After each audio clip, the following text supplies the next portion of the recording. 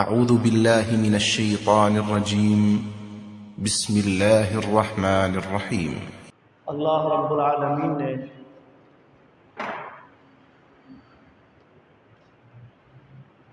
اس کائنات میں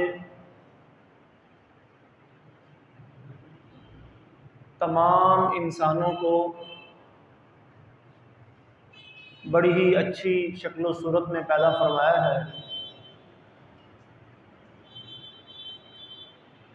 لقد خلقنا الانسان فی احسن تقویم، بلا شبہ یقیناً ہم نے انسان کو احسن تقویم میں پیدا فرمایا۔ دوسرے مقام پہ فرمایا فَسَوَّاكَ فَعَدَلَكَ، درست بنایا، ٹھیک ٹھیک بنایا، برابر بنایا، کوئی کمی نہیں چھوڑی اللہ نے۔ اور کائنات میں اللہ تبارک و تعالی نے کچھ چیزیں انسانوں کی مختلف بھی بنائی ہیں۔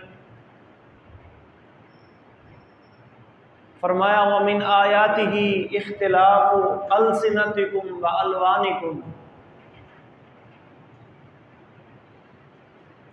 اللہ کی نشانیوں میں سے ایک نشانی ہے تمہاری زبانیں مختلف ہیں، تمہارے رنگ مختلف ہیں، قد و قامت میں فرق ہے، مزاج اور طبیعت میں اللہ تبارک و تعالی نے فرق رکھے ہیں۔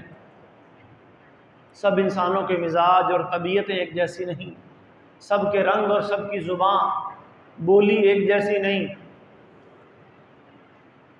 سب کی سوچ اور سوچ کا زاویہ ایک جیسا نہیں، اور یہ بھی اللہ کی نشانیوں میں سے ایک نشانی ہے۔ اسی طرح اللہ تبارک و تعالی نے قرآن کریم میں یہ بھی فرمایا ہے کہ وَمَا مِن دَابَّةٍ فِي الْأَرْضِ إِلَّا عَلَى اللَّهِ رِزْقُهَا، جس کو میں نے زمین میں بھیجا ہے، جو جاندار ہے، جو جان رکھتا ہے، اس کو رزق اور روزی بھی میں نے ہی دینی ہے، اللہ کے ذمہ ہے۔ اللہ کے سوا کوئی رزاق نہیں، کوئی رزق دینے والا نہیں۔ ان اللہ هو الرزاق ذو القوة المتین۔ اور یہ بھی اللہ کی تقسیم ہی ہے کہ اللہ تبارک و تعالیٰ کسی کو تھوڑا دے دیتا ہے، کسی کو درمیانہ دے دیتا ہے، اور کسی کو بہت زیادہ دے دیتا ہے۔ اللہ فرماتے ہیں نحن قسمنا بینہم معیشتہم فی الحیات الدنیا، ہم نے تقسیم کی ہے ان کی معیشت دنیا کی زندگی میں۔ ورفعنا بعضهم فوق بعض درجات، اور ہم نے بعض کو بعض پر درجے دیے۔ لیتخذ بعضهم بعضا سخریا ورحمت ربک خیر مما یجمعون۔ دوسرے مقام پہ فرمایا وَهُوَ الَّذِي جَعَلَكُمْ خَلَائِفَ فِي الْأَرْضِ وَرَفَعَ بَعْضَكُمْ فَوْقَ بَعْضٍ دَرَجَاتٍ۔ تو یہ اللہ کی تقسیم ہے، کسی کو مال تھوڑا دے دیا، کسی کو زیادہ دے دیا، کسی کو درمیان میں رکھ دی، کسی کو کوئی خوبی اور صلاحیت عطا فرما دی، جسمانی قوت زیادہ دے دی، کسی کو ذہنی قوت زیادہ دے دی، کسی کو حسن و جمال دے دیا، کسی کو عقل و شعور میں فراوانی عطا فرما دی، کسی کا قد لمبا، کسی کا چھوٹا، کسی کو کوئی نعمت، کسی کو کوئی نعمت، کسی کو کوئی نعمت عطا فرما دی۔ اسلام اپنے ماننے والوں سے یہ تقاضا کرتا ہے کہ اللہ تبارک و تعالی نے ہر انسان کو، ہر مومن کو، ہر مسلم کو جو چیز عطا کی ہے مال کے حوالے سے، جسم کے حوالے سے، عقل و شعور کے حوالے سے، دنیا کی نعمتوں کے حوالے سے، بندہ اس پہ راضی ہو جائے، بندہ اللہ کی تقسیم پہ راضی ہونے والا بن جائے، اعتراض کرنے والا نہ بنے۔ کہ اللہ میرا تو حق زیادہ بنتا تھا، تو نے مجھے تھوڑا دیا۔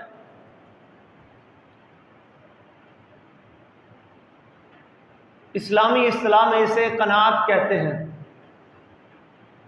اللہ نے جو آپ کو جسمانی، ذہنی صلاحیتیں عطا فرمائی ہیں، مالی طور پر اللہ نے جو نعمتیں آپ کو عطا فرمائی ہیں، آپ ان پر مطمئن ہو جائیں اور اللہ کی اس تقسیم پر راضی ہو جائیں، اس کو کہتے ہیں قناعت۔ اور اگر بندہ یہ سوچے کہ نہیں میرے پاس تو تھوڑا ہے اور اس کے پاس زیادہ ہے، میں نے محنت زیادہ کی، مجھے اپنی محنت کا پھل نہیں ملا،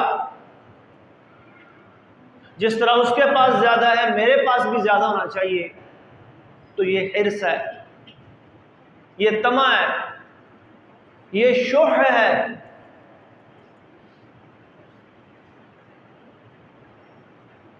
جس سے ہمیں قرآن بھی منع کرتا ہے، اللہ کے نبی صلی اللہ علیہ وسلم کی تعلیمات میں بھی یہی بات ملتی ہے کہ ایاکم والشح، تم نے شح سے بچنا ہے۔ وَمَن یوق شح نفسہ فَأُولَٰئِکَ هُمُ الْمُفْلِحُونَ، جو نفس کے شح سے بچا لیا گیا تو یہی لوگ کامیاب ہیں۔ اللہ تبارک و تعالی نے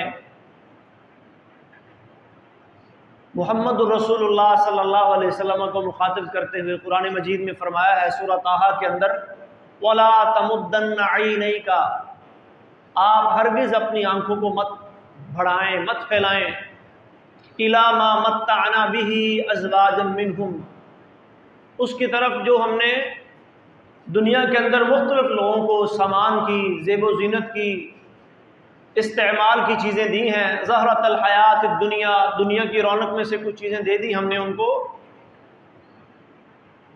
لِنَفْتِنَهُمْ فِيهِ، ہم نے انہیں کس لیے دی ہیں؟ تاکہ ہم ان کی آزمائش کریں۔ تو آپ دوسروں کی طرف اپنی نگاہیں بڑھا بڑھا کے مت دیکھیں کہ اس کے پاس کیا ہے، اس کے پاس کیا ہے، اس کے پاس کیا ہے۔ آپ یہ دیکھیں اللہ نے آپ کو کیا دی ہے، آپ کے پاس اللہ کی کون کون سی نعمتیں ہیں، اور سب سے بڑھ کر ہدایت کی نعمت، ایمان کی نعمت، آخرت کی کامیابی کی نعمت۔ یہ دنیا کی نعمتیں تو ایک آزمائش ہیں، لِنَفْتِنَهُمْ فِيهِ، ہم ان کے ذریعے بندوں کی آزمائش کرتے ہیں۔ وَرِزْقُ رَبِّكَ خَيْرٌ وَأَبْقَىٰ، اور تیرے رب کا جو رزق ہے وہ زیادہ بہتر اور زیادہ باقی رہنے والا ہے۔ صحیح مسلم میں حدیث آتی ہے، رسول اللہ صلی اللہ علیہ وسلم نے فرمایا، قد افلح من اسلم، یقیناً کامیاب ہو گیا وہ بندہ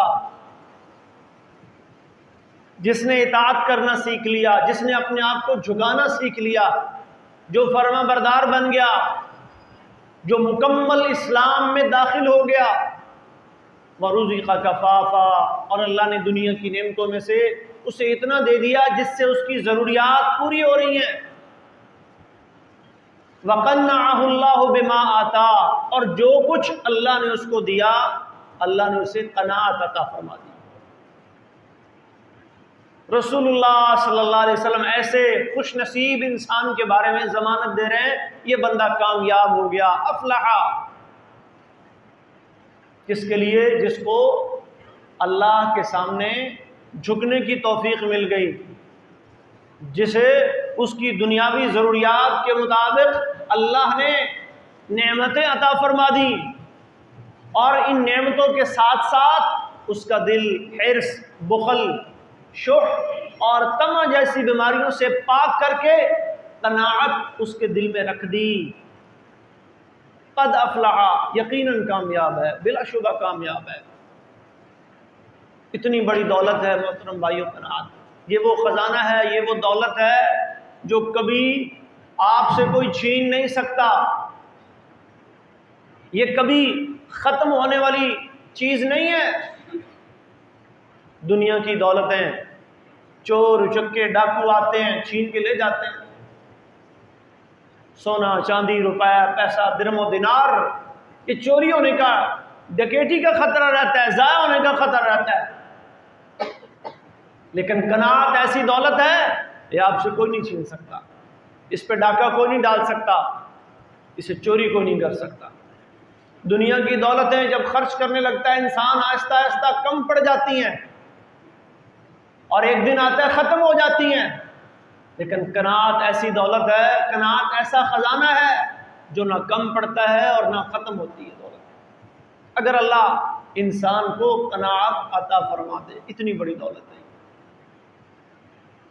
تو اسلام قناعت کا درس دیتا ہے، قناعت کی ترغیب دلاتا ہے، اور قناعت کی جو ضد ہے اس کے خلاف جو بیماریاں انسان کے دل میں جب قناعت نہیں ہوتی تو پھر بیماریاں جنم لیتی ہیں نا، بخل آ جاتا ہے، حرص آ جاتا ہے، طمع اور لالچ آ جاتی ہے، شح پیدا ہو جاتا ہے۔ اسلام بڑی سختی سے ان سے منع کرتا ہے، روکتا ہے آپ کو۔ قناعت کا مطلب یہ بھی نہیں ہے، بعض لوگ قناعت سے یہ مطلب نکالتے ہیں بس جی اتنا ہی کافی میرے لیے، مجھے مزید کی ضرورت نہیں ہے، یا میں مزید محنت نہیں کروں گا، جد و جہد نہیں کروں گا، جو میرے مقدر نصیب میں تھا وہ مجھے مل گیا، بس اب دی اینڈ ہے۔ بعض قناعت کا یہ مطلب سمجھ لیتے ہیں، یہ مطلب بھی قناعت کا نہیں ہے۔ قناعت کا مطلب یہ ہے کہ اللہ تبارک و تعالی جو آپ کو عطا کر رہے ہیں، جو کچھ اللہ نے، جو نعمتیں اللہ نے آپ کو دی ہے، مال و دولت کی نعمت دی ہے، حسن و جمال کی نعمت دی ہے، صحت و عافیت کی نعمت دی ہے، اولاد دی ہے آپ کو، بیٹے دیے ہیں، بیٹیاں دی ہیں، یا دونوں میں سے کوئی ایک دیا ہے، یا جس حال میں بھی اللہ نے آپ کو رکھا ہوا ہے، آپ اللہ کی تقسیم پہ راضی ہونا سیکھ لیں۔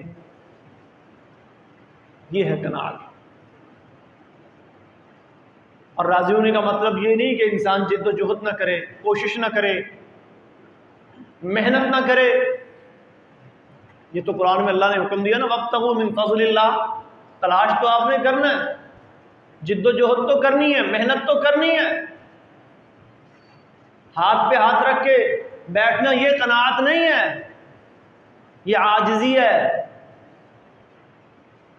رسول اللہ صلی اللہ علیہ وسلم فرمایا کرتے تھے وَلَا تَعْجَزْ، عاجز نہیں بننا،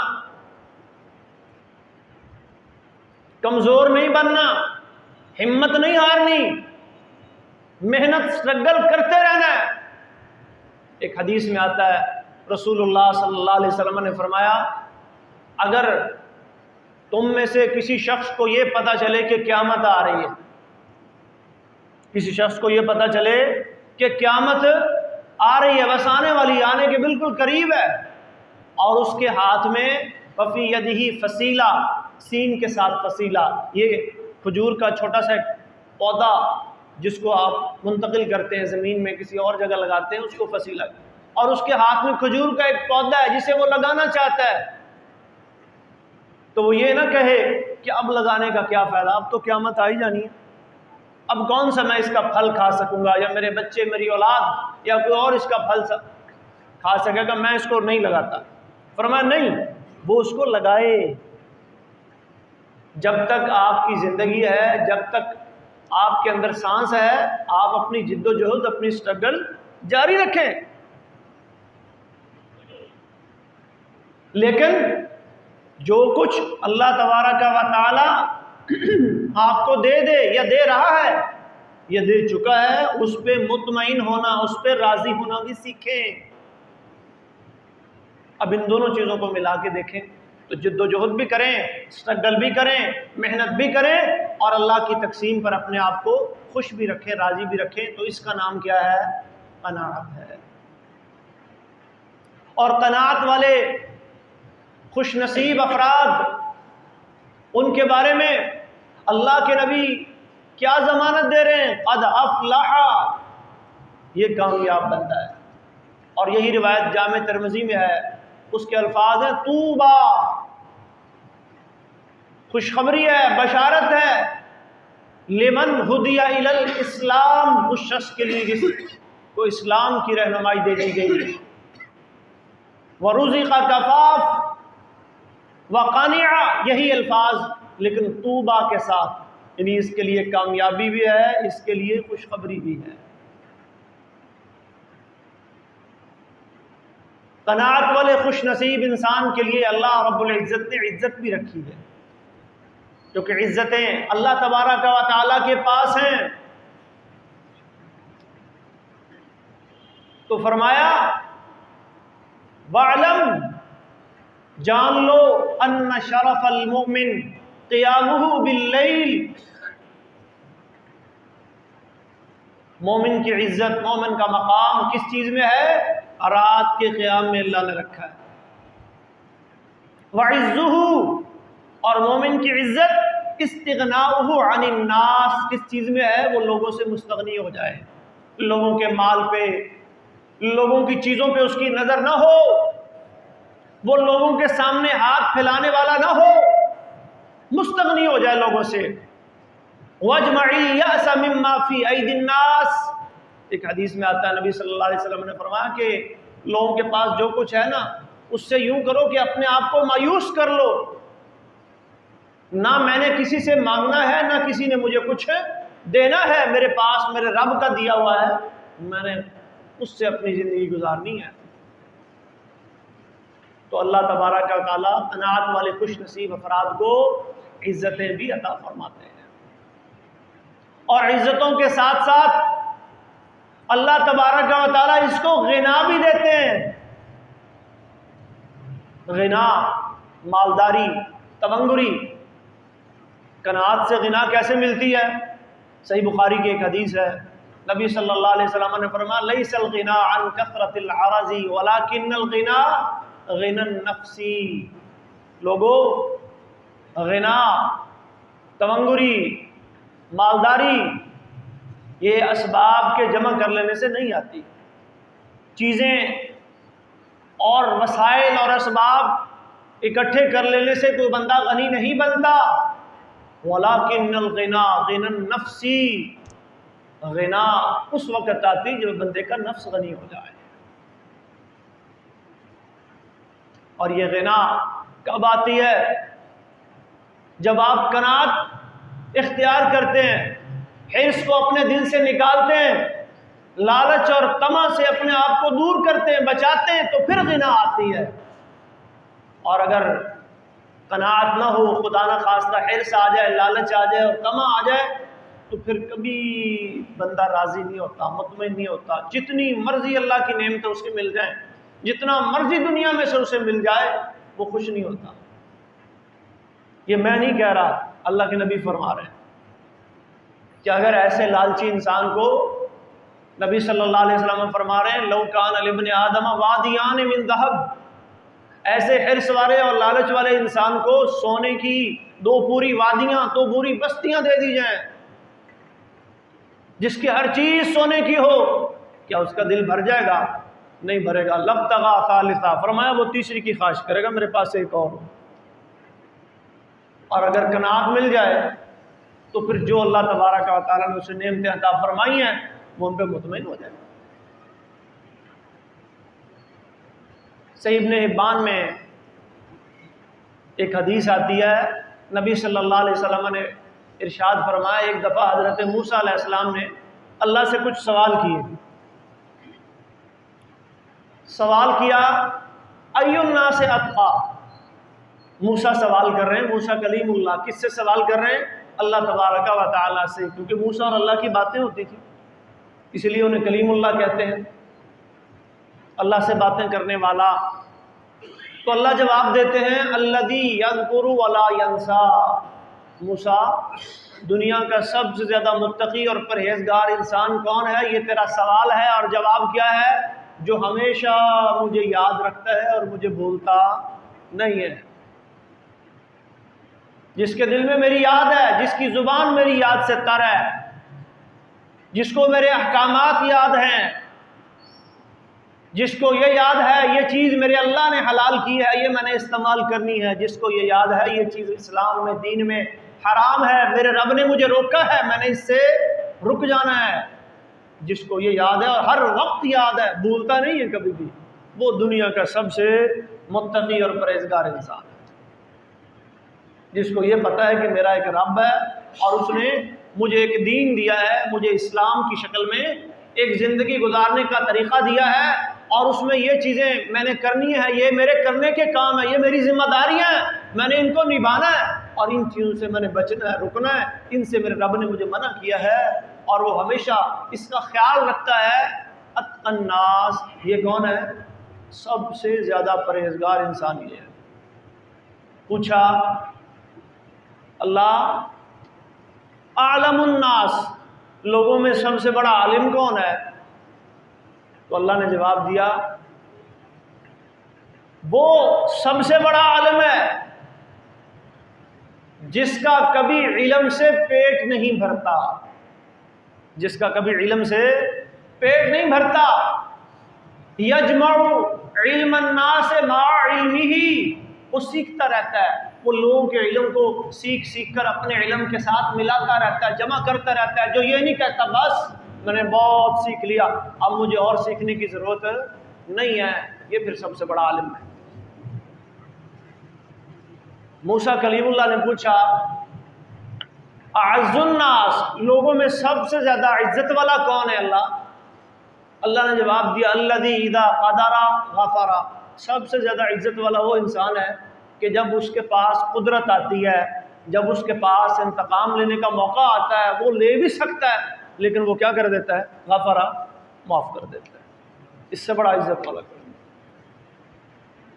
موسیٰ نے پوچھا من اغنى الناس، یہ قناعت سے متعلقہ بات آ رہی، سب سے بڑا غنی کون ہے، سب سے بڑا مالدار کون ہے؟ اللہ جواب دیتے ہیں الذی یرضی بما یؤتی، وہ سب سے بڑا غنی ہے کہ جو اللہ نے دیا ہے اس پر راضی ہے، اس سے بڑا غنی کائنات میں کوئی نہیں۔ پھر موسیٰ علیہ السلام نے سوال کیا من افقر الناس، سب سے بڑا فقیر، سب سے بڑا محتاج کون ہے؟ جواب آیا صاحب منقوس۔ صاحب منقوس کا کیا معنی؟ کہ جو نعمتیں اللہ نے اس شخص کو عطا کی ہیں اسے کم سمجھ رہا ہے، اور جو دوسروں کے پاس ہیں ان پہ نظر رکھ کے بیٹھا ہے، اس کے پاس یہ ہے، اس کے پاس یہ ہے، میرے پاس نہیں، اس کے پاس یہ ہے، یہ سب سے بڑا فقیر ہے۔ تو اس حدیث پہ غور کرنے سے سب سے بڑا غنی بھی معلوم ہو گیا اور سب سے بڑا فقیر بھی معلوم ہو گیا۔ تو اللہ نے قناعت کے اندر کیا رکھی ہے؟ غنا رکھی ہے۔ قناعت کے اندر اللہ نے برکت بھی رکھی ہے۔ صحیح بخاری میں حدیث آتی ہے، حضرت حکیم بن حزام رضی اللہ تعالیٰ عنہ وہ کہتے ہیں ایک دفعہ میں رسول اللہ صلی اللہ علیہ وسلم کے پاس گیا اور میں نے کچھ سوال کیا، اللہ کے رسول مجھے یہ چیزیں چاہیے، آپ نے مجھے دیا، وہ چیزیں مجھے عطا بھی کر دی، مال کی ضرورت تھی وہ مجھے دے بھی دیا، اور ساتھ ہی ایک بڑی پیاری بات بھی آپ نے ارشاد فرمائی۔ وہ کیا بات فرمائی؟ فرمایا ان الدنیا حلوۃ خضرہ، اور ایک روایت کے الفاظ ہیں ان ھذا المال حلو خضر، یہ جو مال ہے، یہ جو دولت ہے، یہ بڑا میٹھا اور سرسبز ہے، اور اللہ یہ دیتا ہے بندوں کو، اللہ یہ چیز دیتا ہے، ہر شخص کو اللہ اس کی ضرورت کے مطابق دے رہا ہے، یہ اللہ کا وعدہ ہے، اس نے دینا ہے۔ پھر اللہ یہ دیکھتا ہے کہ بندہ اس کو کیسے لے رہا ہے، فمن اخذہ بسخاوۃ نفسہ، جو بندہ یہ مال لے رہا ہوتا ہے اور اس کا دل سخی ہوتا ہے، دل میں کوئی لالچ نہیں ہوتا، بورک لہ فیہ، تو اللہ اس کے لیے کیا ڈال دیتا ہے جی؟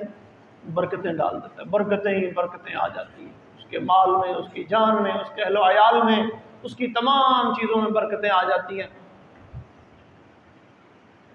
تو قناعت کیا ہے؟ یہ زندگی میں برکتوں کے حصول کا بہترین ذریعہ ہے۔ اور پھر فرمایا ومن اخذہ باشراف نفسہ، جو بندہ اس مال کو لیتا ہے اور دل میں لالچ ہوتا ہے، طمع اور حرص ہوتا ہے، جمع کرنے کا طمع، جمع کرنے کی لالچ، یا کوئی بھی طمع اور حرص انسان دل میں رکھ کر اس کے پیچھے بھاگتا ہے، فرمایا لم یبارک لہ فی، پھر برکتیں کیا ہو جاتی ہیں؟ ختم ہو جاتی ہیں۔ تو قناعت برکتیں لاتی ہے، اور قناعت نہ ہو تو برکتیں ختم ہوتی ہیں۔ قناعت انسان کو شاکر بناتی ہے، شکر کرنے والا بناتی ہے۔ جامع ترمذی میں حدیث ہے، رسول اللہ صلی اللہ علیہ وسلم نے فرمایا کن قانعا تکن اشکر الناس۔ ابو ہریرہ رضی اللہ تعالی عنہ روایت کرتے ہیں رسول اللہ صلی اللہ علیہ وسلم نے فرمایا کہ قناعت کرنے والا بن جا، تکن اشکر الناس، تم سے بڑا شاکر کوئی نہیں ہوگا، تو سب سے زیادہ اللہ کا شکریہ ادا کرنے والا بن جائے۔ تو قناعت سے انسان کو اللہ کا شکر کرنے کی کیا ملتی ہے؟ توفیق ملتی ہے۔ اتنی بڑی دولت ہے، اتنی قیمتی دولت ہے، اتنی قیمتی اللہ کی نعمت ہے، برکتیں لاتی ہے، عزتوں سے نوازتی ہے، غنا پیدا کرتی ہے، شکر کا سبب بنتی ہے، بہترین زندگی، اطمینان والی زندگی، حیات طیبہ وہ انسان کو حاصل ہو جاتی ہے۔ اور قناعت کی وجہ سے انسان بہت سارے گناہوں سے اور بہت سی بیماریوں سے بچ جاتا ہے۔ بیماریاں دو قسم کی ہوتی ہیں نا، جسمانی بیماریاں، اور دوسرا دل کو لگنے والی، روح کو لگنے والی بیماریاں۔ اگر قناعت نہ ہو تو حسد آئے گا، قناعت نہیں ہوگی تو حرص آئے گا، قناعت نہیں ہوگی تو بخل آئے گا، قناعت نہیں ہوگی تو معاشرے میں فساد پیدا ہوگا، بگاڑ آئے گا، لوگ دوسروں کے مال پہ، دوسروں کی عزتوں پہ، دوسروں کی چیزوں پہ نظر رکھیں گے اور ناجائز طریقوں سے ان کو حاصل کرنے کی کوششیں کریں گے۔ بہت ساری بیماریوں سے آپ کی جان چھوٹ جائے گی اگر اللہ نے آپ کو قناعت کی دولت عطا فرما دی۔ اور اگر آپ قناعت سے محروم ہو گئے، برکت بھی گئی، لم یبارک لہ فی، معاشرہ بھی، آپ کی زندگی میں بھی بگاڑ آئے گا اور معاشرہ بھی بگاڑ کا شکار ہوگا۔ ایک حدیث آتی ہے سنن ترمذی میں، نبی صلی اللہ علیہ وسلم نے ارشاد فرمایا ما ذئبان جائعان ارسلا فی ذریبۃ غنم بافسد لها من حرص المرء علی المال والشرف لدینہ۔ دو بھوکے بھیڑیے اگر بکریوں کے ریوڑ میں ان کو کھلا چھوڑ دیا جائے تو وہ اتنا نقصان نہیں کریں گے، اتنی چیر پھاڑ اور اتنی قتل و غارت گری نہیں کریں گے جتنا نقصان انسان کا یہ دو چیزیں کرتی ہیں، انسان کے دین و ایمان کا، انسان کی زندگی کا۔ یہ دو چیزیں جتنا نقصان کرتی ہیں نا، اتنا نقصان وہ دو بھوکے بھیڑیے بھی نہیں کریں گے۔ وہ دو چیزیں کون سی ہیں؟ بڑی خطرناک چیزیں۔ فرمایا ایک تو یہ ہے کہ بندے کے دل میں مال کا حرص آ جائے، اور فرمایا دوسری چیز کیا ہے؟ بندے کے دل میں جاہ کا حرص آ جائے، شہرت، بلندی، ناموری، منصب، عہدہ، یہ اس کو کہتے ہیں حب جاہ۔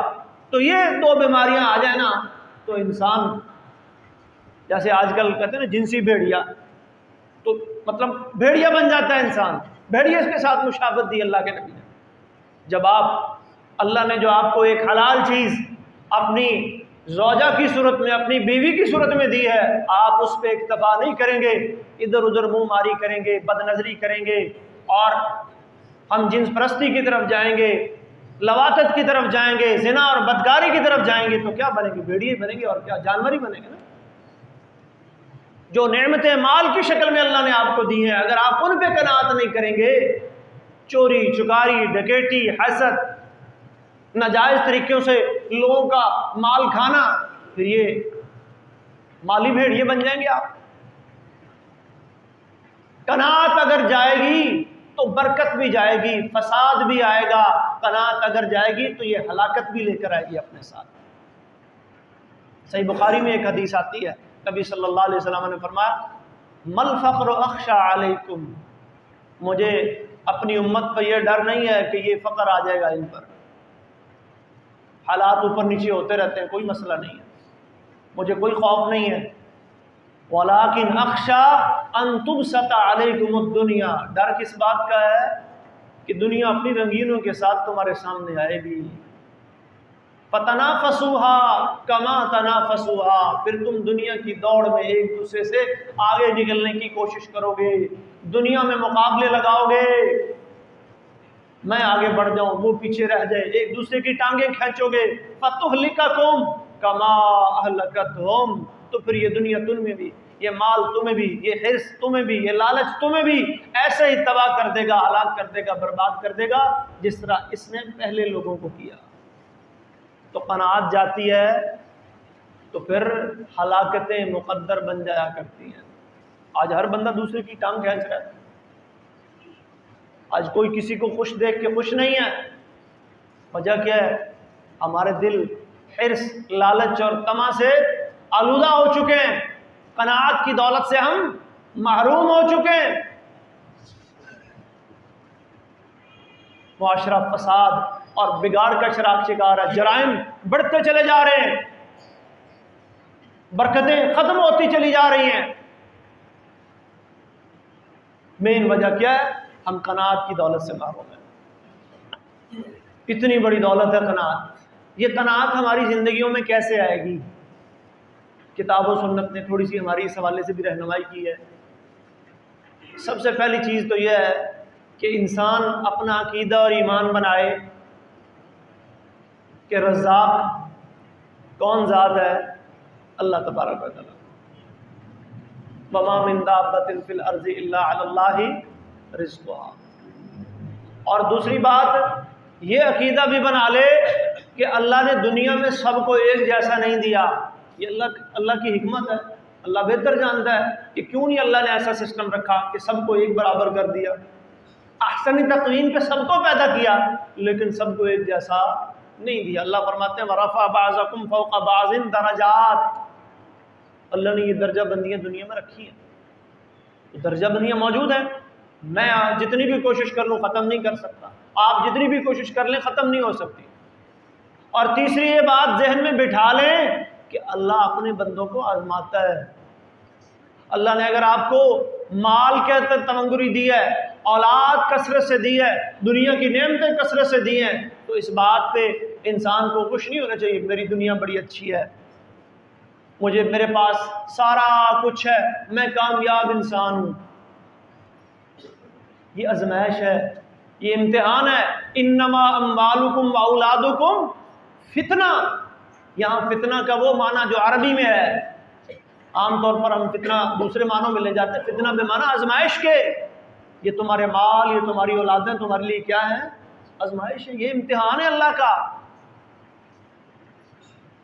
اور اللہ وَنَبْلُوكُمْ بِالشَّرِّ وَالْخَيْرِ فتنہ، چونکہ دنیا دارالامتحان ہے، دارالعمل ہے، اللہ اس میں آزماتا ہے بندوں کو، کبھی مالی فراوانی دے کر آزماتا ہے، کبھی تھوڑا حالات سخت کر کے آزماتا ہے، کبھی اولاد دے کے آزماتا ہے، کبھی لے کے آزماتا ہے، کبھی بیٹوں سے آزماتا ہے، کبھی بیٹیوں سے آزماتا ہے، کبھی مصیبت و تکلیف اور بیماری سے آزماتا ہے۔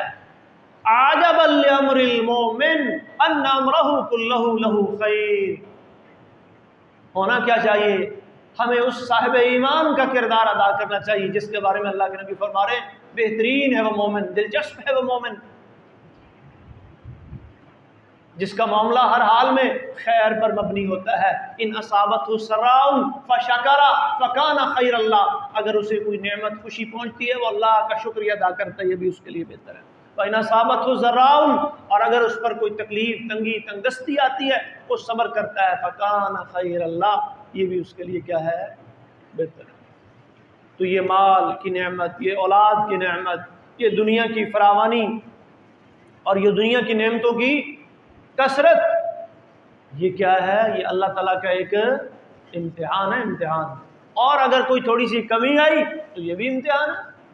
چوتھی چیز، انسان یہ سوچ لے کہ یہ میں بھی فانی ہوں اور دنیا کی ہر چیز فانی ہے۔ کل من علیہا فان ویبقى وجہ ربک ذو الجلال والاکرام ورزق ربک خیر وابقى، تیرے رب کا رزق زیادہ بہتر اور زیادہ باقی رہنے والا۔ فانی دنیا کے پیچھے کیا دوڑنا، فانی دنیا سے کیا لینا۔ اور پانچویں چیز، رسول اللہ صلی اللہ علیہ وسلم کا اسوہ حسنہ ہمیں اپنے سامنے رکھنا چاہیے۔ آپ کیا اسوہ حسنہ ہمارے لیے چھوڑ کے گئے؟ اللہ اکبر، اللہم اجعل رزق آل محمد قوتا، اپنی فیملی، اپنے خاندان کے لوگوں کے لیے دعا کر رہے ہیں، اے اللہ آل محمد کو اتنا رزق دینا جس سے اس کی ضرورت پوری ہو جائے، یہ دعا کر رہے ہیں۔ پڑھیے احادیث، اٹھائیے رسول اللہ کی مکی زندگی کیسے گزری۔ پیدائش سے پہلے ہی سر پہ والد کا سایہ نہیں، 6 سال کے ہوئے تو ماں کی وفات ہو گئی، 12 سال کی عمر میں پہلا شام کا سفر تجارت کے لیے کیا، لوگوں کی بکریاں چرائیں، یتیمی کے اندر کس قدر مشکل حالات سے آپ گزرے، آپ نے وہ حالات دیکھے، اللہ اکبر۔ اور پھر مدینہ آ گئے، ہجرت کر لی، سب کچھ چھوڑ چھاڑ کے آپ اور صحابہ کرام، اور پھر وہاں بھی آپ کی زندگی وہی قناعت والی رہی۔ سیدہ عائشہ رضی اللہ تعالی عنہ بیان کرتی ہیں کئی دفعہ ایسا ہوتا تھا کہ مہینوں بھر گھر میں چولہا نہیں جلتا تھا۔ صحابی پوچھتے ہیں پھر آپ کھاتے کیا تھے، زندہ کیسے رہتے تھے؟ فرمایا الاسودان، 2 کالی چیزیں 2 سیاہ چیزیں ہم کھاتے تھے، الماء والتمر، پانی اور کھجور، بس اسی سے گزر بسر ہوتا تھا۔ یا پھر انصار کی طرف سے کبھی کوئی دودھ آ جانا یا تھوڑا سا گوشت کسی نے بھیج دینا، بس وہ ہمارا کھانا ہوتا تھا۔ کئی دن تک گھروں میں چولہا نہیں چلتا تھا۔ ازواج مطہرات نے اخراجات میں اضافے کا مطالبہ کر دیا کہ اب تو غنیمتیں آنی شروع ہو گئی ہیں، اب آپ کو خمس بھی مل رہے ہیں، آپ صحابہ بھی خوشحال ہو رہے ہیں، کوئی ہمارے گھروں کی حالت بھی بہتر ہو جائے۔ اللہ کے نبی ناراض ہو گئے اور کہا، ایلا کر لیا 1 مہینے کے لیے اپنی بیویوں سے، بالا خانے پہ چڑھ گئے۔ 1 مہینے بعد اللہ نے قرآن اتارا، قرآن کی آیت اتری، یا ایھا النبی قل لازواجک ان کنتن تردن الحیاۃ الدنیا وزینتها فتعالین امتعکن واسرحکن سراحا جمیلا۔ اے نبی اپنی بیویوں سے کہہ دے اگر تمہیں دنیا کی زیب و زینت والی رونقوں والی زندگی چاہیے تو آؤ پھر میں تمہیں آزاد کر دیتا ہوں اچھے طریقے سے، تم یہ زیب و زینت والی زندگی تلاش کر لو، ڈھونڈ لو۔ وَإِن كُنتُنَّ تُرِدْنَ اللَّهَ وَرَسُولَهُ وَالدَّارَ الْآخِرَةَ، اگر تمہیں اللہ اور اس کے رسول کی رضا چاہیے، آخرت کی کامیابی چاہیے، آخرت کا گھر چاہیے، تو پھر اسی پہ گزارا کرنا ہوگا۔ تو سب نے یہ فیصلہ کیا نہیں، اللہ کا رسول، ہمیں تو اللہ اور اس کا رسول چاہیے، ہمیں تو آخرت کی کامیابی چاہیے۔ تو یہ تعلیم آپ چھوڑ کے گئے۔ فاطمہ رضی اللہ تعالی عنہ جس کے بارے میں فرمایا یہ میرے جگر کا ٹکڑا ہے، من آذاہا فقد آذانی، چکی پیس پیس کے ہاتھوں میں آبلے پڑ گئے، پانی لا لا کے مشق کے نشان کندھوں پہ پڑ گئے، گھر میں جھاڑو لگا لگا کے کپڑے اور جسم گرد اور غبار سے اٹ گیا۔ پتہ چلا اللہ کے رسول کے پاس کچھ لونڈیاں اور غلام آئے ہیں، سیدنا علی فرمانے لگے جاؤ تم بھی مطالبہ کر لو، شاید تمہیں بھی کوئی لونڈی مل جائے، کام کاج میں تمہارا کام بٹا دے۔ اللہ اکبر۔ گھر آئیں تو پتہ چلا کہ رسول اللہ تشریف نہیں رکھتے، باہر گئے ہوئے کہیں۔ ماں عائشہ نے پوچھا، نہیں بتایا۔ اللہ اکبر۔ آپ گھر تشریف لائے، پتہ چلا فاطمہ آئی تھی، کوئی سوال کرنا چاہتی تھی لیکن آپ نہیں تھے۔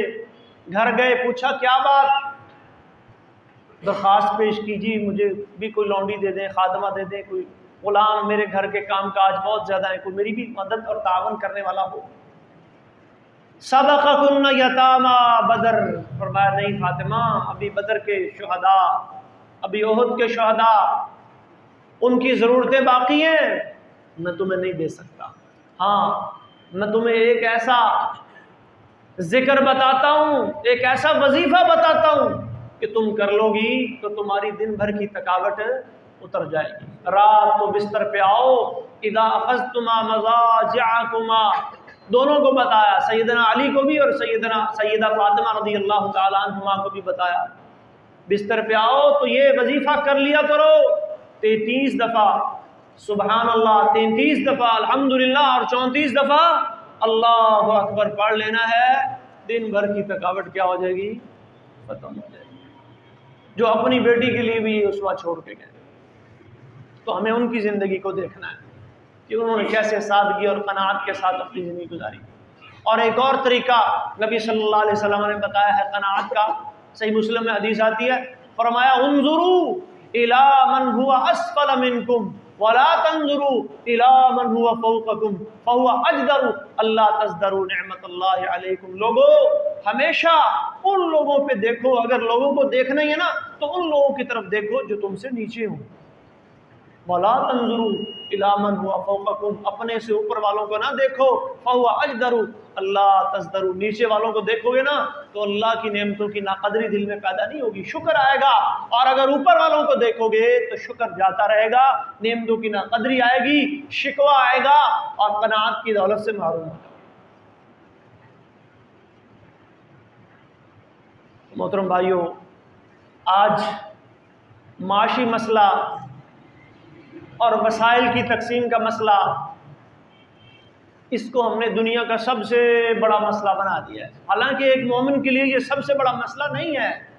مومن کے لیے سب سے بڑا مسئلہ یہ ہے کہ اس کے آخرت کی کامیابی مل جائے، اس کی اخروی زندگی بہتر ہو جائے، اس کو سب سے بڑا مسئلہ سمجھیں، اللہ کے ہاں سرخرو ہو جائے، اللہ اس سے راضی ہو جائے، اور جب وہ دنیا سے جائے تو اس کے کانوں میں یہ صدا پڑے، یا ایتھا النفس المطمئنہ ارجعی الی ربک راضیۃ مرضیہ، اے اطمینان والی جان، لوٹ اپنے رب کی طرف اس حال میں کہ تو اس سے راضی ہے اور تیرا رب تجھ سے راضی ہے۔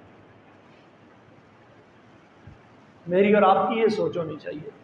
اللہ ہمیں ایسی سوچ اور ایسی فکر عطا فرمائے، اور جب یہ ایسی سوچ اور ایسا نظریہ بن جاتا ہے نا، اور اللہ قناعت کی دولت سے مالا مال کر دیتا ہے، تو پھر اللہ کے نبی فرماتے ہیں من کانت الآخرۃ ہمہ، جو بندہ اپنے جینے کا مقصد آخرت کو بنا لیتا ہے، جعل اللہ غناہ فی قلبہ، اللہ اس کا دل غنی کر دیتا ہے۔